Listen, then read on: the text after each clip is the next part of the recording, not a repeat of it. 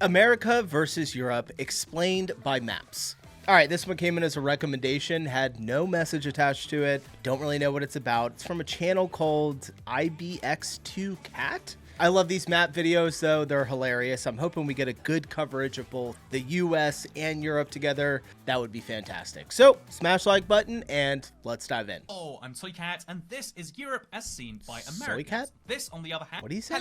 Hello, I'm Soycat, and this is Europe as seen by Americans. This, on the other hand, is America as seen by Europeans, and these 100% very accurate maps tell us that clearly there is some education needed to tell Americans about Europe, also Russians about Europe. Wild, crazy work. This map, and also to explain to Europeans some of the big cultural differences in the United States of America. And so let's do it in everyone's favorite way, which is maps, because the first big difference is the size of an average European country versus the size of, say, the United States of America. Because if you take North America and you map it onto Europe by population, this is the map that you get. That's right, if you take the European countries that it takes to get the North American country of an equivalent population, it's pretty wild to look at, because Mexico is not just the size of a European country, it's the size of Portugal, Spain, Italy, as well as Slovenia and Croatia, plus San Marino and the Vatican City. All of their populations added together matches a Mexico. Same with Canada and... Dang, I don't even think I realized that there were that many people in Mexico. Crazy. I mean, there's a lot of people. I've been there many, many times. I used to vacation there all the time as a kid, but there's a lot of people. Every Nordic country, Ireland, and the Baltics, all of those countries... Canada makes sense. Together, you get one unit that is the equivalent of Canada. Because in North America, they're much more centralized into, I guess, federalized nations, so centralized in to go right back outwards. You might not realize that, like, actually, yeah, the USA has a lot of people living there, more than the UK, France, or, you know, there's like 13 countries in Europe you can add together, 13 of the big ones too, and you still only just about match the United States of America. And yeah, the really shocking thing to hear is really just to make you realize how centralized the North American continent is within Canada, the US, and Mexico. Guatemala takes up all of the Balkans, but otherwise, all of the Caribbean islands are roughly the same population as Ukraine. I actually found this to be quite shocking because, wait a minute, what, all of the Caribbean islands? Like, I was surprised that they... A tiny landmass compared to a, like, massive landmass. Same amount of people. They had such a high population because, in my understanding, a lot of them were very, very lowly populated. In fact, I looked up Dominica's population, and 71,000 people live there. There are a lot of Caribbean nations, which might as well be micronations, because again, Dominica has a smaller population than Andorra. More people live in that tiny little mountainous, half Spanish, half French area than live in Dominica. And yeah, I just feel as though that's one of those crazy things we don't realize. What we also don't realize is that if you take Europe and map it the other way around, although Germany takes up a lot of states and the UK does, and France and Poland, if you look at the rest of it, it's like, man, Luxembourg is like the same population as Alaska. Have you seen Alaska recently? That's Do you want me to show you what's happening in Alaska? So this over here is Alaska. Do you see the size of this thing? It is bigger than, like, geographically, it's our biggest state, like any other US state or any European country. And yeah, the population of Luxembourg lives there. This thing, that population lives over there because, wow, isn't population density interesting? So yeah, this is a very interesting map for that reason. I could talk about it a ton more because, like, look, Slovakia is just... Is that Indiana? I genuinely don't know the US. I think that's Indiana. It's Indiana. Belgium is Ohio. Switzerland is just Virginia. The European countries, when you overlay them on the United States, makes you realize that by person, by population, it's actually a very different story than you might think. Like, instead of saying, well, there's 50 countries in Europe and there's like 3 big ones in the United States, in North America, it gets much more interesting than that. Speaking of things that are interesting, here's what happens if you take US individual states and overlay them into Europe. All of the north of England and Scotland and a bit of Northern Ireland have the same population as Florida. If you're in Wales, you have about the same number of people as Utah. It's nuts to look at. Like, anyway, with that said, states are interesting, but let's instead go into some real data. Let's compare the US and Europe directly. What is the unsupervised driving age in Europe? I hear you asking. It is 18 everywhere besides the UK, Ireland, Iceland, Hungary, I want to say, and then also Georgia, not Armenia. You know what? Let's not start something. So Georgia, literally 4 or 5 different European countries have decided on 17, by the way, That's what I thought was the normal age. But in the United States, it goes from 16 to 16 and a half months in the majority of the country, down to 14 and 6 months in South Dakota. I met a guy from South Dakota in Washington recently. I think he works. That's just got to be because they're so remote, I would imagine, why the driving age is that low. And I don't know if that's supervised driving. Microsoft. And he said that, yeah, we all learned to drive at like 14-ish, you know, something tractors. And I was like, what is your life? The difference in what that makes is pretty interesting, because Americans value freedom, except when it comes to voting age, where the UK, actually, you know, the United States, as well as most of Europe, all do agree that, like, all yeah, 18? 18 is when you can vote because you're real. Yeah. Scotland, and I think there's a few other places where there's, like, some elections that allow you to vote if you're under 18.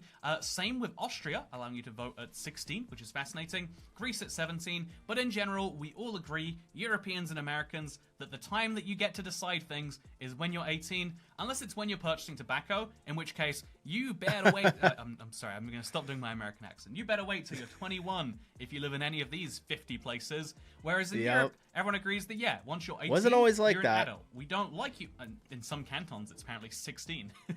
You're an adult. We might not like that you make those decisions, but they're your decisions to make. Whereas America says, no, 21. You will wait, damn it. Yeah, same it's with pretty the crazy. minimum alcohol purchase age. It is 21.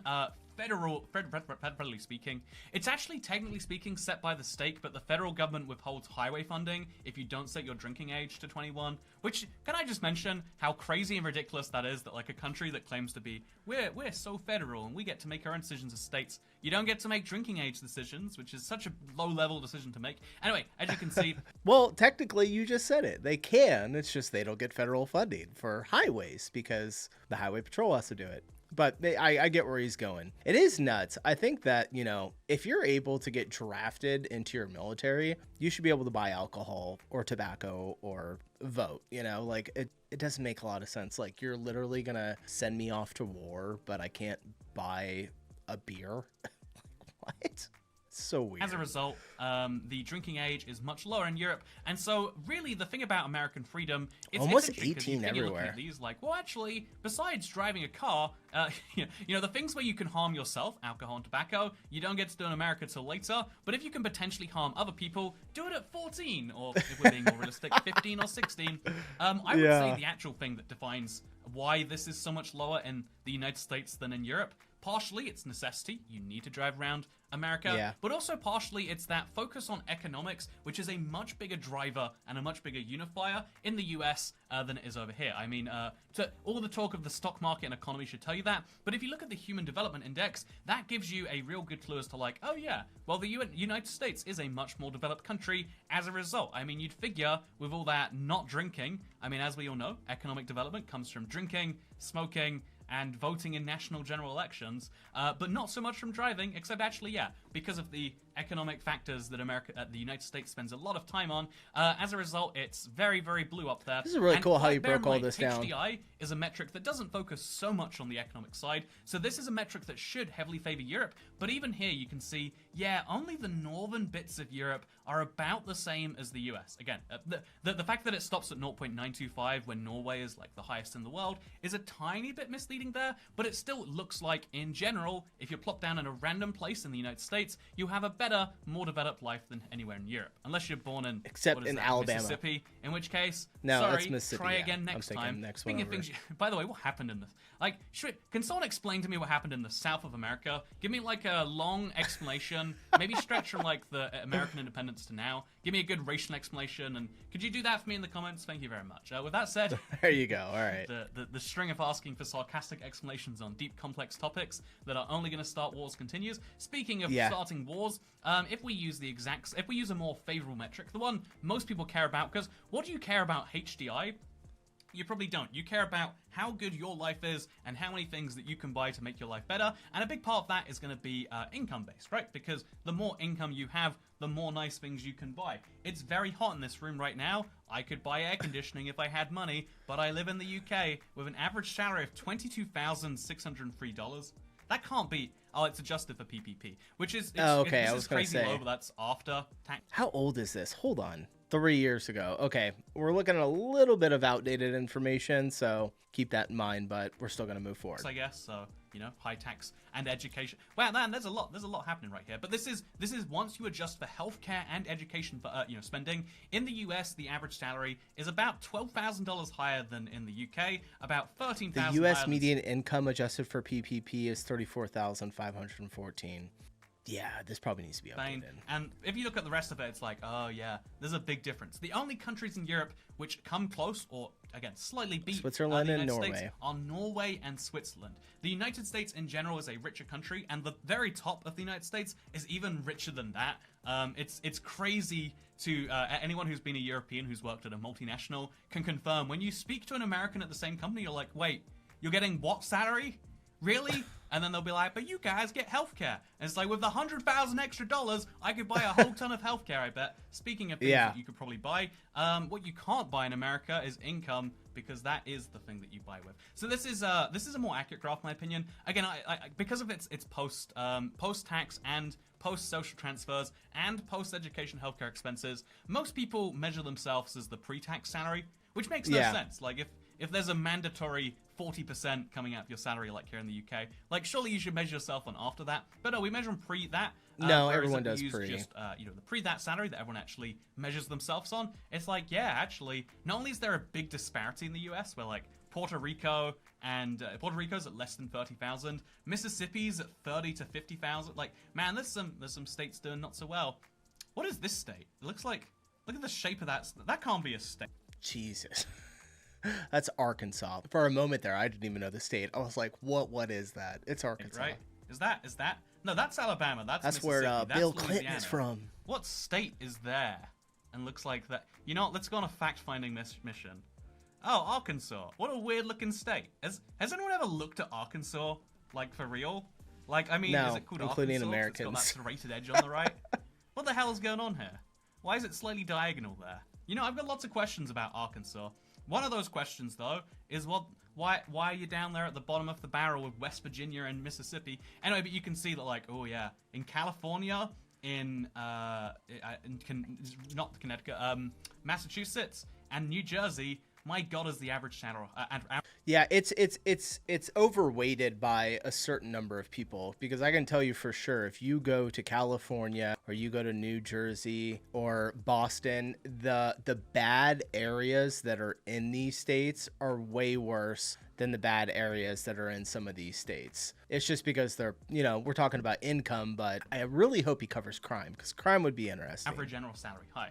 I imagine a lot of the New Jersey is contributed to from people working in New York but living in I know all New this Jersey. already, though. Also, Give me to Hawaii Europe. is insanely high up there. What's with all the money in Hawaii, huh? Can anyone explain that to me? Give me a nice 6-paragraph comments in the... Anyway, with that said, next up here, we got the one thing where Europe comes out really big ahead. Density. Railroad density. Choo-choo. Wait, apparently not. It looks like, on average, it looks like the United States apparently has more. But when you look at the countries which are in deep deep purple, you can see the UK, Germany, the Netherlands. Like in Central Europe, we have more railroads than a lot of America has. So score one, Europe. Although apparently I read this map wrong the first time. This is why it's important to read. Also, Iceland. Did you know this? This is crazy. Iceland is one of the X number of countries in the world that doesn't have railroads. There is zero. There is no state in America that doesn't have a train, but there is countries, several of them in Europe, that just don't have any. And so that's probably it's definitely Iceland that's just sandbagging our figures. Definitely Europe #1 in terms of railroads. You don't have to look at maps and objectively evaluate them. You can go on feelings. So yeah, you can see that a lot of people say that like Europe has so much train track. What Europe actually has, if you look a little bit closer, man, this map zooms in. Passenger trains. But what you actually realize is that Europe has a lot of passenger railroad. Like Germany is a very well-connected nation in terms of trains and stuff. And the United States is a well-connected nation in terms of trains for goods. In terms of people, like, do you want to take a train 72 hours from New York to California? You can, and I'm excited to do that at some point in the next year or two. But it's not the default way people do that. I probably got to do that soon, because with COVID ending, they'll start like right now you get a whole room to yourself because like social distancing.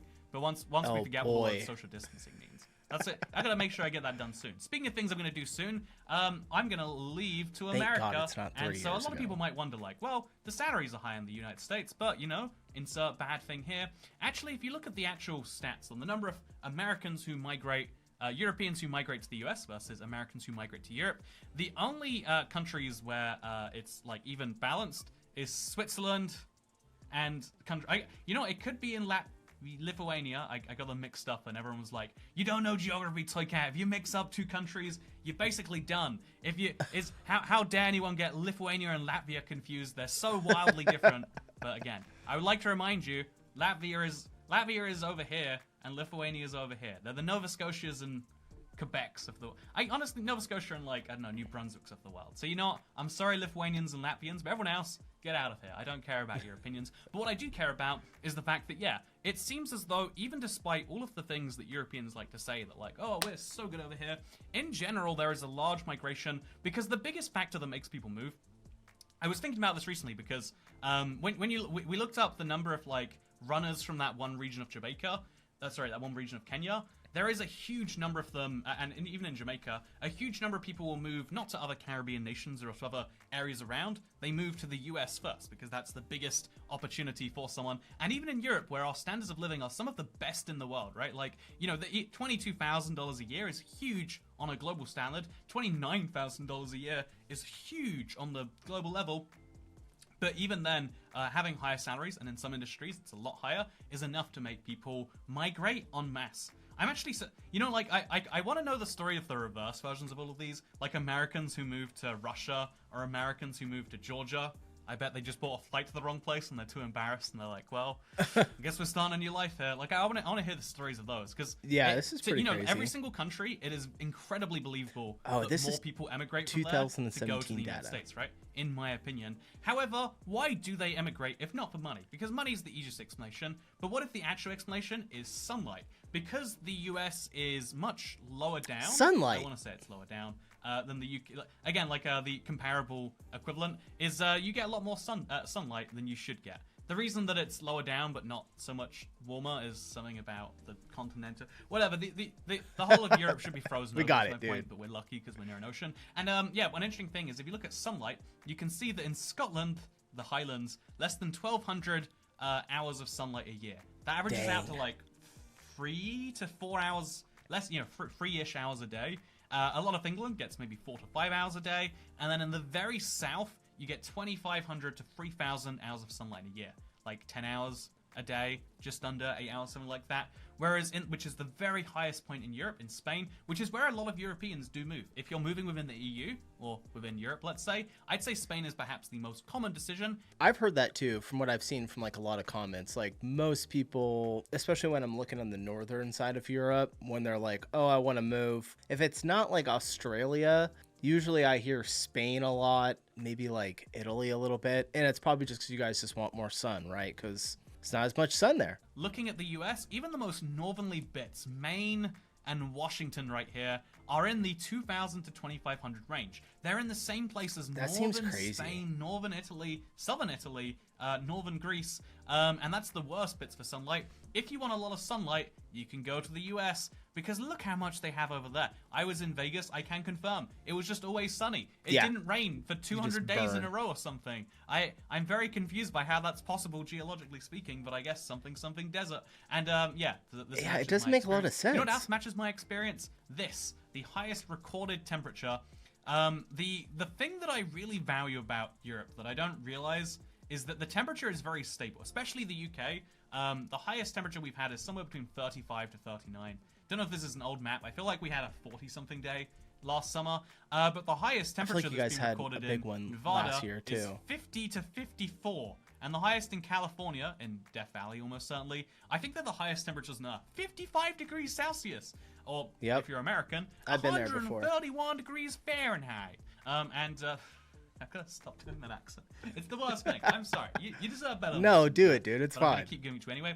But also, despite having higher higher record temperatures, there's also much lower record temperatures. As you can see, the UK is like at the very higher end of this, as well as the lower end of this. Whereas Canada in particular is at the very bottom end of lowest recorded, and also kind of high up on top recorded. As you can see, Russia is the only comparable. Russia is basically Okay. I was like, the text was kind of blurry. I couldn't really see it that well. in North America in terms of highest and lowest recorded temperature. Look at that. They're at the very bottom of the scale, and then next to the top of the scale too. Because yeah, it's a crazy place in terms of differences. And so with that said, we have just one more map to go through, because I think there's a lot of things we can do to explain birth rates. America versus Europe. I think it's great to explain the income. It's great to explain the density and the way people move, and even the freedoms that we have and stuff. You know, it's important to think about how we can decide these things so differently just based on our geography. But the most interesting one is that birth rates are significantly different because there is this heavy, culture of like immigrating and starting a family to some extent, maybe combined with some of the cultures being more likely to do that. You can see how birth rates in the United States are a little bit higher. However, bear in mind that the United States has a really low birth rate in terms of overall countries because of the fact everywhere that it is has a low birth rate right now. And the fact that the United States and every state besides like I'm sorry to hear that, Nevada or New York, no, Pennsylvania, or like a lot of states are like in the deep red there, but all of Europe besides France and Ireland and like not even the parts of Europe that aren't Europe anymore, like North Africa and Turkey, like all of these countries are the only ones that are coming anywhere near the top of the tier, whereas the fact that Texas and Alaska are up there, why are people having children in Alaska? You should be, like heating the fire and not dying, Anyway, but with that said, you can see that one of the biggest problems Europe has is not like trying to prevent people from leaving. Crazy to hear this from like 3 years ago. No, I wouldn't say en masse. It's like as a disproportionate amount of people are leaving to go to countries where there are better incomes. I'd say Australia is another common example, or there's lots of countries that are happy to take you if money is your key concern. There are lots of places where there's more sunshine and higher temperatures. If for some godforsaken reason 39 degrees isn't enough for you, something's wrong with you. But what you can do is you can go to the places where it's 131 Fahrenheit sometimes, with lots of sunshine and lots of other people who have left there. It's so hot. But I'd say the biggest problem that Europe has to deal with is not any of that. It's realistically, it's dealing with how do you encourage people to have children here. You can replace that with immigration to some, I think. I'd be curious to see where like this map now 3 years from now, because birth rates just keep going down pretty much across the board, like everywhere. I know there's definitely some countries that are increasing their birth rates, maybe like India. I know they have so many people there, but definitely like Europe, USA, Australia, a lot of the Western countries. Yeah, I mean, Europe's not a country. I don't know why I just said that back to back. You guys know I know. But like, it's just down across the board pretty much everywhere. Like, I don't know. I'm one of the people that thinks people got to have more kids, but I could be wrong. I think Germany's done. It's Maybe like we're just going to blow the world up, all these humans. The UK's trying to be in there. There's a lot of countries that are trying this, but even then you need to work out, well, if they get here and we also have high standards of living and that's what makes people not do children, then how do we fix that problem? Fixing this fundamental map right here is the biggest issue that both continents have, outside of Texas and Alaska, Idaho, and it's going to be Utah, isn't it? Yeah, that's definitely Utah. Texas has got to be high because it's very religious. I mean, a lot of the South is as well down here. A lot of people moving there too. So what happens over the last like half decade, you've had a lot of people move from states like New York and California going to places like Texas or Tennessee where I live. And the people that are moving out of those states are people with families that are having kids and kind of more traditional values. They go to those areas, and then that's probably why the population's going up. Of course. Something about Mormons. But yeah. Besides 4 states in the U.S. and Turkey, which is only arguably a European country, we still have a pretty... Utah, yeah, 100% right. Utah, same thing. Mormons, it's literally in their religion to have a ton of kids, like 10 of them. So yeah, I think I want to say the replacement rate is like 1.5, something like that. And the fact that it's gone that far below is a little bit concerning. Maybe it's like 2.5. Yeah, I think it's 2.3. 2.1. Whatever, we're all below the replacement rate, and we can only replace with people from other places for so long. Or can we? Let me know in the comments a deep explanation of birth rates their problems, and yeah, everything else that you think about it. For now, though, do you want to go to Death Valley? What does Death Valley actually look like? Why do we call it that? Did that many people really die there? Let's go look at the Devil's Cornfield. That sounds like a slang for some. Honestly, it doesn't look that hot, right? I mean, it's like hot. Literally, your shoes will melt on the ground. All right, we're gonna go ahead and end it there. No, I don't want to sit here and stare at Death Valley. I have horrible memories of driving through that place. All right, that was a good video, you guys. I got another one from him that someone else recommended. I think it was a little more Europe focused. So let me know if you want me to check it out. All right, getting out of here. Appreciate you watching. I'll see you in the next one. Peace.